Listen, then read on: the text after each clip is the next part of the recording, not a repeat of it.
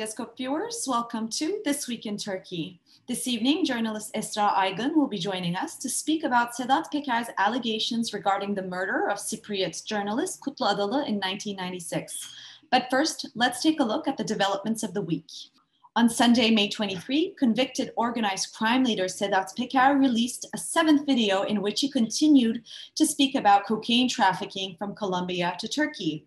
Peker names Erkan Yıldırım, son of former Prime Minister Binali Yıldırım, as being involved in a major international drug trafficking scheme. A formerly pro-government figure who fled the country in late 2019, Peker has been releasing videos about the state mafia relations in Turkey since early May, attracting millions of views to each of his videos. In his seventh video, released on May 23rd, Peker mentions two separate occasions by the police of Colombia and Panama, where 5 tons and 680 kilos of cocaine were seized in Turkey-bound ships last year. Cocaine was previously coming to Turkey through Colombia. Some 4.9 tons of cocaine were caught last year in June. Afterwards, works to find a new route started because the Drug Enforcement Administration is powerful there and keeps tight controls, Peker said. Upon understanding that they can't manage it there, they have turned to Venezuela, which has an 800-kilometer-long border. It is easy to smuggle it from Colombia to there because the DEA has no controls there, he also said. Who went to Venezuela to form a new route after this batch was caught? Peker asked. Peker claimed that former Prime Minister Binali Yıldırım's son, Erkan Yıldırım, stayed in Venezuela for 4 days, each in January and February. Binali Yıldırım has denied Peker's accusations regarding his son. We completely reject these accusations. It is an insult to link us with drugs, Yıldırım said. My son indeed went to Venezuela, but not in January or February. He went there in December last year. He distributed test kits, masks, and other stuff to those in need as part of the struggle against COVID-19, he said. His remarks were met with disbelief on social media, with users pointing to the low number of COVID-19 cases in Venezuela at the time of Erkan Yıldırım's visit. Another accusation that Peker made concerned Ağar and former intelligence official Korkut Eken, whom he said are responsible for the unsolved murders of journalists Uğur Mumcu and Kutlu Adalı. In relation to Mumcu's murder, Peker said that former Minister of Interior Mehmet Ağar ordered his killing because the journalist was writing about terror lords. Drug fields and weapons trade exist in terror zones. Mumcu was working on these. He was killed for writing about those feeding on terror, Peker said. Mumcu was martyred. Who showed up the first? Mehmet Ağar. The killer returns to the scene of crime the first, he added. Details pertaining to the assassination of Cypriot journalist Kutlu Adalı were among the allegations made by Sedat Peker in his seventh video. Peker claims that he had been approached by Korkut Eken, a senior intelligence officer of the time, about an assassination attempt on Adalı. I gave him my brother, Peker says. Following Sedat Peker's claims that he had sent his brother Atilla Peker as a hitman to murder Cypriot journalist Kutlu Adalı upon the orders of former Interior Minister Mehmet Ağar and senior intelligence officer Korkut Eken, Atilla Peker was detained on charges of possession of unregistered firearm. 2 days after his detention, on May 25th, Atilla Peker was released along with judicial control measures and an international travel ban. Later that day, Peker gave a written testimony detailing how he and Eken traveled to Cyprus and how the assassination attempt failed. Atilla Peker told the prosecutors that he was hired as a hitman in the spring of 1996 by Korkut Eken, a former lieutenant colonel and a senior National Intelligence Organization official, to murder journalist Kutlu Adalı. It was either in March or April 1996 that my brother Sedat Peker called me and asked me to come to Ankara Sheraton Hotel. There, I also met with Korkut Eken and was told that I needed to go to the Turkish Republic of Northern Cyprus together with Korkut Eken to kill terrorists who have been killing our police officers and soldiers, Atilla Peker said in his testimony, according to a 2-page document shared by Sedat Peker on his Twitter account. In his testimony, Peker also says he met Galip Mendi and was given a weapon and taught how to use a silencer in the next room by Eken. Moreover, he was ordered by Eken to kill also Adalı's friends should they witness the assassination.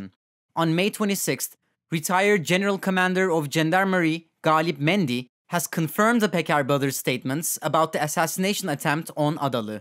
General Mendi, who headed the civil defense organization in northern Cyprus at the time, said that he was visited by Eken and Atilla Peker before the assassination. Korkut Eken is an elder of ours who served in the Special Forces Command. He is a person I respect, a heroic officer, he said. He also visited me. He was together with a person named Atilla Peker. I didn't know him at the time. I found out later that he is Sedat Peker's brother. In his testimony, Peker continued stating that they did not carry out the assassination at the time, but that Eken later told him the Cyprus issue was taken care of, in a reference to Adalı's murder in July 1996. Indeed, Adalı was assassinated in front of his house on July 6, 1996, but the perpetrators could not be found. Sedat Peker called on Interior Minister Süleyman Soylu to have Eken and former Interior Minister Mehmet Ağar arrested over the journalist's murder. On May 27th, Eken refuted the claims made by the Peker brothers and General Mendi. He denied any involvement in the Adalı assassination, stating that he had traveled to Cyprus to make examinations about the operations of the outlawed Kurdistan Workers' Party in the region. At the time of his assassination, Adalı was writing articles about the armed robbery of the St. Barnabas Monastery in Famagusta, Cyprus. He had claimed millions of dollars worth of icons were stolen from the monastery. In his article penned on March 23, 1996, 9 days after the robbery in question, he wrote that the official vehicles affiliated with the Turkish Republic of Northern Cyprus head of civil defense organization were used during the related raid. On April 2, 1996, Adalı announced that he was receiving threats. The complaints of Adalı were not taken into account by the security officers. Adalı was shot to death in front of his house on July 6, 1996. The investigation launched by the Northern Cypriot authorities remained inconclusive, and it could not be found who had committed the murder. His wife, İlkay Adalı, applied to the European Court of Human Rights and filed a suit against Turkey. Handing down its judgment on March 31, 2005, the ECHR convicted Turkey on the grounds of the failure to carry out an adequate and credible inquiry into the murder. On May 24, the Interior Minister Süleyman Soylu answered journalists' questions regarding the allegations made by organized crime leader Sedat Peker on Habertürk's live broadcast. In accordance, President Recep Tayyip Erdogan broke his silence regarding the incident surrounding Sedat Peker videos and expressed his support to Soylu, who has been the target of Peker. Moderated by Habertürk journalist Kübra Par, the 3-hour-long program consisted of 2 more Habertürk journalists, Mehmet Akif Ersoy and Veysi Ateş, along with Merdan Yanardağ and İsmail Soymaz, who are mostly known to be opposition journalists. All 4 journalists asked questions to Soylu regarding various claims made by Peker regarding corruption, drug trafficking, and suspicious deaths. During the interview, Soylu denied all allegations made by Sedat Peker and said that the target here is not him, but the Turkish state. Soylu viewed the ongoing series of Sedat Peker videos that are watched by millions as inaccurate and unimportant, telling the journalists not to believe in anything that Peker says. Regarding the details of Soylu's answers to journalists' questions, here are the points that stood out in Soylu's statements. Sedat Peker has put forward in one of his videos that he harassed Elazığ's former member of parliament, Fevzi İşbaşaran, as requested by another member of parliament. It was suggested that this MP was Metin Külünk, a member of the ruling AKP's Central Decision and Management Board, which is the highest decision-making body of the AKP.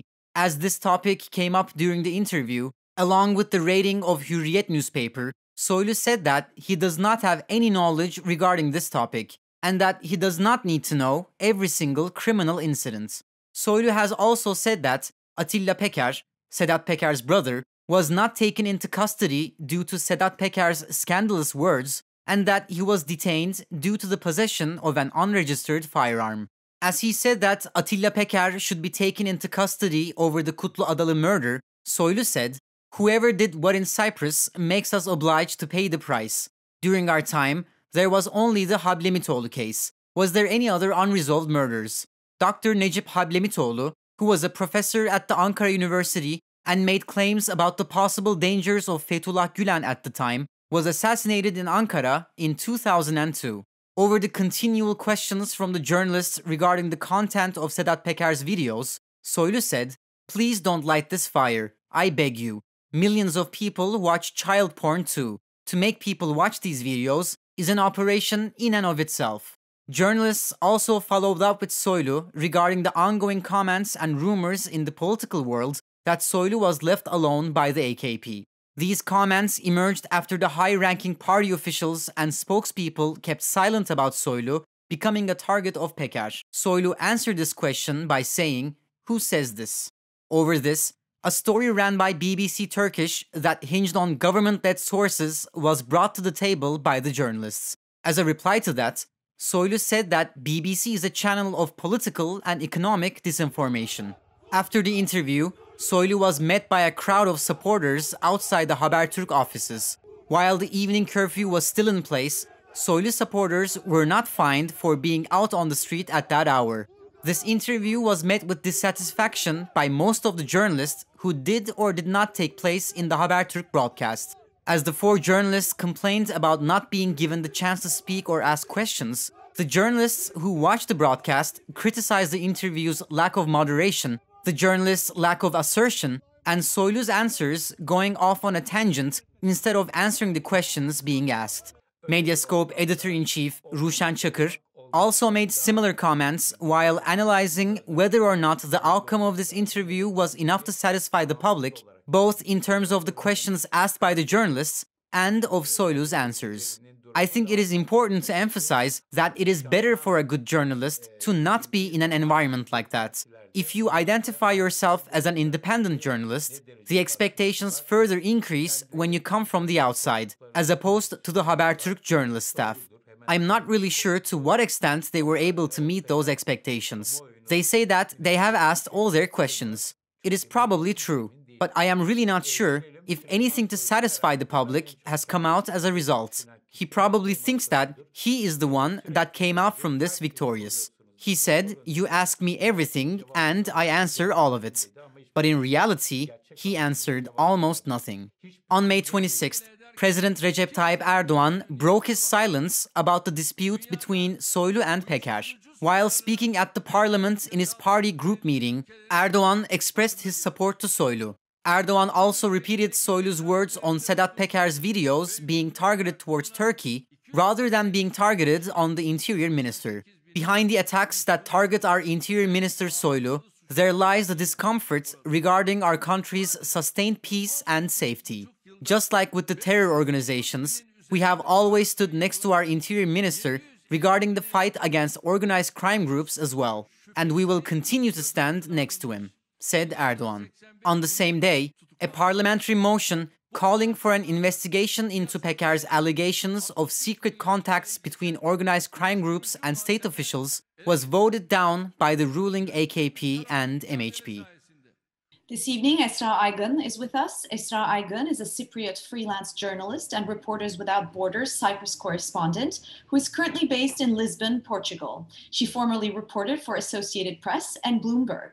Esra is joining us to speak about Sedat Peker's claims on the assassination of journalist Kutlu Adalı in 1996 and the possibility of reinvestigating his assassination in light of Turkey-Northern Cyprus relations today. Hello, Esra. Thank you so much for joining us today. Hello, how are you? Good, thank you. Nice to have you again on This Week in Turkey. Nice Esra, to be here. Thank you. Were you surprised? I guess I'll just ask you off the bat. Were you surprised when Sedat Peker revealed that Korkut Eken and Mehmet Ar, both individuals implicated in the Susurluk scandal and linked to the deep state in Turkey, had given the order for the hit on journalist Kutlu Adalı? Could you tell us the general feeling among Cypriots when this information was revealed last week? Well, to be honest, Turkish Cypriot always knew that the assassination, the murder of Kutlu Adalı was connected to the deep state in Turkey. This was always known. It was always spoken behind closed doors by the people. But of course, it was never proven by the people who were supposed to carry out an investigation about this. But we knew it because of the way he was murdered, because of the gun that was used, because this was a gun that was used by the deep state in Turkey. All the little pieces of information that were gathered were telling us that there is the involvement of Turkish deep state in this assassination. However, as I said, the investigation was never closed. It never reached anywhere. The perpetrators were not identified. Even his autopsy report, the results of it were not published, were not even given to his family. So yes, it was just swiped under the carpet. So to answer you in short, we were not surprised. We knew that this was the doing of the members of the Turkish deep state, but it was surprising. What was surprising was the way it was revealed right now by Sedat Peker in these videos. Yes, and just to add on, in case our audiences are not aware, Kutlu Adalı's wife, partner İlkay Adalı, had applied to the European Court of Human Rights and filed a suit against Turkey for the failure to carry out an adequate and credible inquiry into the murder. And as a matter of fact, a judgment was handed down to Turkey in 2001. And we'll talk about perhaps the possibility of a new investigation in a bit. But first, perhaps could you explain us perhaps what were some of the reasons Kutlu Adalı would be a target for certain nationalist circles and deep state individuals? Could perhaps we could talk about the chain of events that led to his death as well as the type of journalist he was in light of the atmosphere in the early 1990s and the relations between Turkey and Cyprus. Yeah, well, the 1990s were very difficult years in Cyprus. The Turkish military was very active and was very strong and had a big influence in the northern part of Cyprus. In fact, I will give you an example. The Prime Minister of the time, Hakkı Atun, the time when Kutlu Adalı was murdered, said, I could not get the necessary information from the police. And this was an incident that was connected to Turkey. Therefore, there was nothing we could do. He said these a couple of days ago during an interview. So this shows that the Turkish Cypriot officials of the time actually had no power in the face of Turkish military and the Turkish deep state that was active in the northern part of Cyprus. Kutlu Adalı was a very brave journalist. He was an investigative journalist. He did not shy away from criticizing Turkey's role in Cyprus and Turkish officials and Turkish military's involvement in illegal activities in the north. And I think the most prominent example would be the robbery at the St. Barnabas Monastery. A couple of months before Kutlu Adalı was murdered, there was a big robbery in the St. Barnabas Monastery. 15 or 16 masked people who were described by the guards of the monastery later as soldiers, tied the guards up and stole very precious items from the monastery. And Kutlu Adalı started to investigate this, and he reached evidence that these people were indeed soldiers, and they came there with cars that were basically used by the Turkish military. So not military cars, civilian cars, but cars used by the military in civilian dealings, I guess. So he started writing about this, and it was a series. It wasn't a one-time article, it was a series. And as he found out more information about the robbery, you know, some Turkish generals started to be named, some high-ranking military officials started to be named, and their involvement in this robbery was being, you know, mentioned in the articles. He started, his wife said after his murder that he started receiving threats, a lot of threats after this Saint Barnabas series started to be published. And according to the managers of Yeni Düzen newspaper, it is a Turkish Cypriot daily, Galip Mendi, the head of the Sivil Savunma Teşkilatı, the civilian defense organization, who was a Turkish general, actually called Yeni Düzen and threatened the newspaper, telling them to stop publishing these articles. So we know that this articles about this robbery created huge discomfort among Turkish officials, military officials. However, we also understand from Sedat Peker's and Attila Peker's and Korkut Eken's statements that the murderers or the people who were sent there to assassinate Kutlu Adalı were not told the truth. They were told that he is a PKK member, and that he is targeting Turkish military and Turkish police, and he has to be eliminated.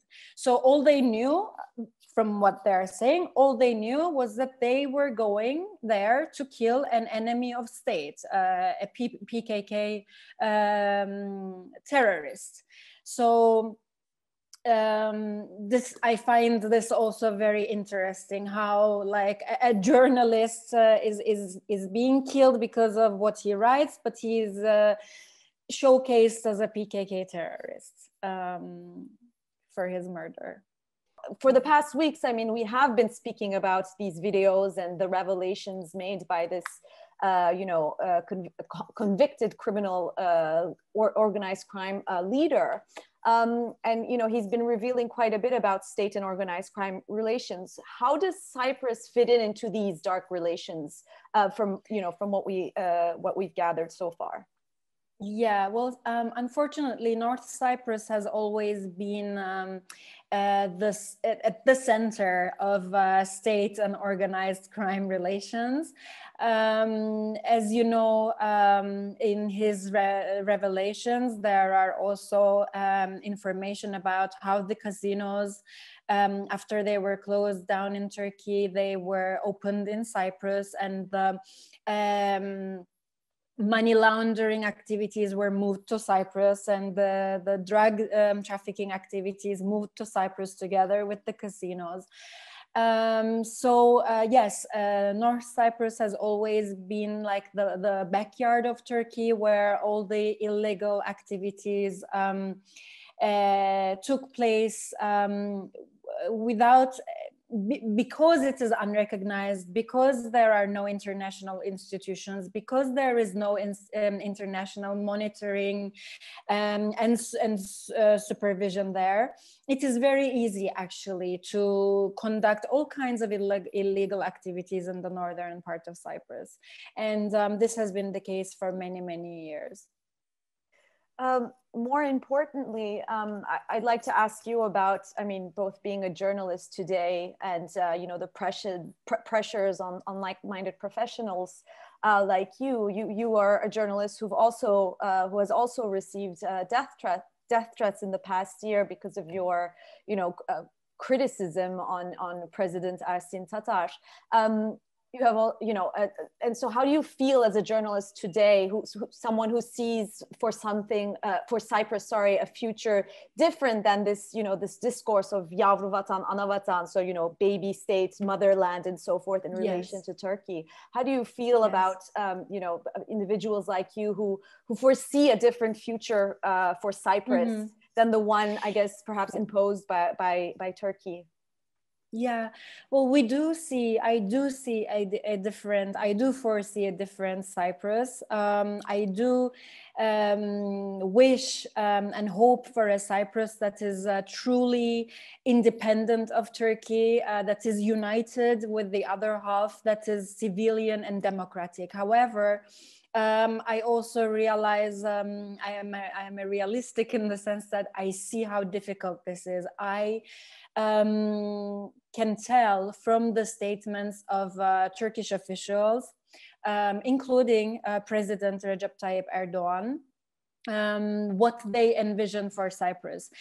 Turkey's vision for North Cyprus is not of an independent state with, you know, with democracy, human rights, and fundamental human rights and freedoms. What they envisage is a copycat of Turkey. And they actually are very open about this. They say that whatever is happening in Turkey is going to happen in the northern part of Cyprus too, in the TRNC too. And so I am very fearful that very soon we are going to start discussing amendments in the press law, in the media law, that will allow journalists to be imprisoned, just like they are imprisoned in Turkey, based on very feeble, very suspicious evidence, not even evidence.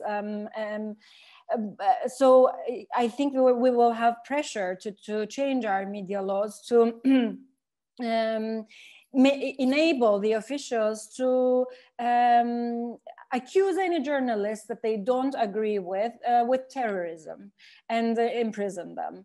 I do expect pressure to change our civil society laws to allow the civil society members of the civil society organizations to be imprisoned under the pretext of being terrorists. I mean, you remember the Africa attack, the Africa newspaper attack. That was actually the first big sign that, you know, Recep Tayyip Erdogan could just make give a signal from Turkey, and his people in Cyprus could attack a newspaper and even try to lynch the journalists. A couple of weeks ago, the Constitutional Court in Cyprus, in the northern part of Cyprus, made a decision, ruled that the Quran courses taking place in the northern part of Cyprus right now are unconstitutional. And President Erdogan was very angry, and he said the Constitutional Court should overturn its own decision. Otherwise, the repercussions will be very, very bad. So all these are examples of where we are going, where we are now and where we are going. Unfortunately, we are becoming more dependent on Turkey. We are becoming, Turkey's influence is increasing more and more every day, and Turkey is not shying away anymore from openly stating that Turkish Cypriots and northern part of Cyprus should be a small Turkey. This is being openly stated. So yeah, I'm not very hopeful about the future, unfortunately. And I guess this, somewhat answers my next question for the potentiality of a new investigation to be opened up on the assassination of Kutlu Adalı. Do you believe that a sincere investigation process will be started in light of this information? And is it possible for it to be done independently from Turkey, or is Turkey's approval required for this investigation to move forward? Well, the police, the Turkish Cypriot police, is under the direct control of Turkish military. So we are not talking about a democratic, independent police. It would be very, very difficult for the police to carry out an investigation without Turkey's positive input. Only if Turkey also genuinely wants to solve this murder finally, and cooperates with the officials in the northern part of Cyprus, maybe we will reach, finally, we will be able to solve this assassination, this murder. But I have my doubts because of what I just said. The police is not independent. The police at the time of the murder 25 years ago could not do anything, could not, continue with the investigation because they were stopped at a certain point. They were told to stop. So I don't know how today an independent and objective investigation can be carried out under these circumstances. Mm-hmm. Esra Aygın, thank you so much for having joined us today. Thank you. Thank you. On May 20th, İYİ Party Chair Meral Akşener was verbally attacked by pro-government supporters while visiting Rize's district of İkizdere. President Recep Tayyip Erdogan touched on this incident with harsh remarks as he praised the attack as a good lesson taught to Akşener.